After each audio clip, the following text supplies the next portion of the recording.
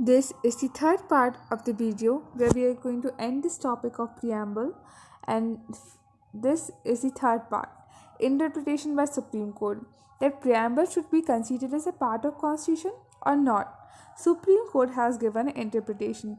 In Beruwari Union case, which is Supreme Court of India in 1960, the preamble is the key to the minds of constitutional makers. The Supreme Court recognized that preambles might be used as a guiding principle if a term in any article of the Constitution is unclear or has a more than one interpretation. The Supreme Court has concluded in Beruwari cases that because the preamble is not part of the Constitution, it can never be regarded as a source of significant power. So, despite the recognition of significance of preamble, Supreme Court has opined that the preamble can take place of the explicit provisions of the law, that it is not considered as a part of the constitution.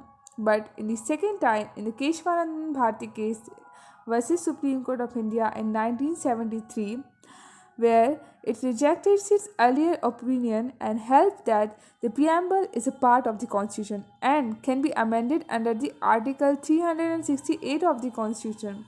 It is observed that preamble is of extreme importance and that the constitution should be read and interpreted in the light and grand and noble vision expressed in the preamble. So in this case, Supreme Court have notified that yes, it is an integral part of the constitution and we should take its regard in forming any decisions of the Supreme Court. So in Keshwanandan Bharti case, Supreme Court said that preamble is considered as an integral part of the constitution. Now, when we come to our third case, that is Union Government versus LIC of India case 1995, Supreme Court ruled in the LIC of India case that the preamble is an integral part of the constitution. Thus, the core idea, purpose, and philosophical postulates that the Constitution of India stand for contained in the preamble to the Constitution of Pre-India. In this also it said that preamble is an integral part of the Constitution.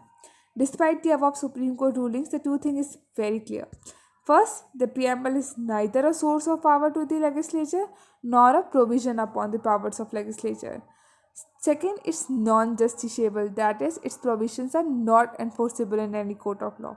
That though we use it for formulating our decision, but it is a non-justiciable. You cannot say to the court by giving a word that it is not followed and I am here to apply for this case. The last thing that we a quick point is that US Constitution was the first to begin with the preamble, so we have adopted from them. Preamble and the basic structure of the Constitution, है ना? Preamble is a part of the basic structure. You can enrich it, but you cannot take the words from it. You cannot make it a context that it should be critically valid. Preamble by itself is not enforceable in a court of law, and preamble is a legal interpretation of the constitution where the language is found to be ambiguous. If the language is found to be ambiguous and it's not clear or something, that's like a right of to privacy was not there first time, so we use that. Okay, the dignity of the life that's mentioned in the preamble can be used to solve this case, and then it comes in the favor of the preamble of the constitution. So it's the basic structure of the constitution. You can enrich it. That's all.